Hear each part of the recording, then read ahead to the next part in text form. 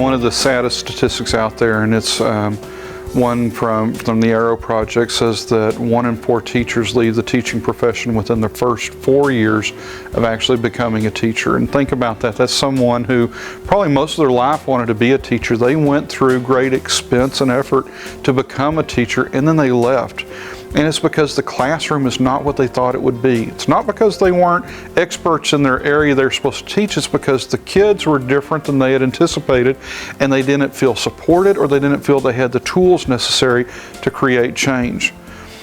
Where you create change is not just in the academics. In fact, where you have those problems occurring, I would say academics are really hard as the change agent, because that's what's been there. That's the consistency.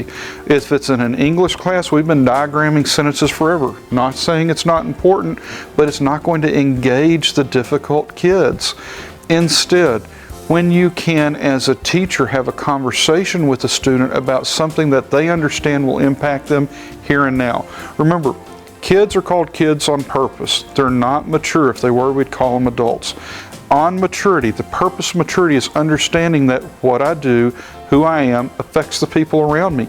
Kids, by definition of nature, are self-centered. When I'm self-centered, I don't care that algebra is going to be good for me when I'm, an oil field worker or working in a grocery store. What I care about is, what am I going to do with my friends tonight?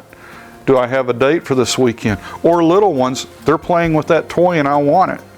That's where where things matter for a kid. So when you can engage a kid from a social standpoint, even an emotional standpoint, if you can help them understand, you can have a friend, here's how you do it. You can help them understand, okay, you're not getting along good with the teacher, here are the ways you can get along better. You can help them understand, I can feel better about myself, here's how. Those are engagement points, and you call it an engagement point because at the point of engagement, you're talking to the kids.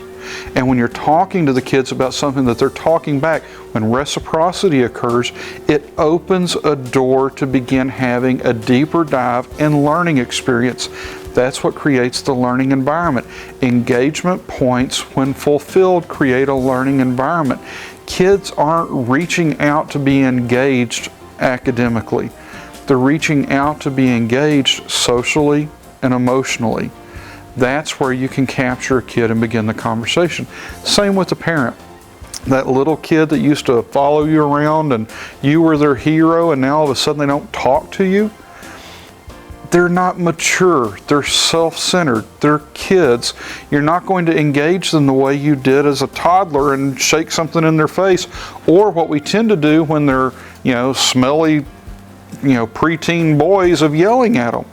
You engage them once again in the areas of life that they understand and help them grow beyond it. Engagement points are talking points that create a learning environment that give you the opportunity to teach the life lessons necessary to make academics, home life, everything else more sustainable.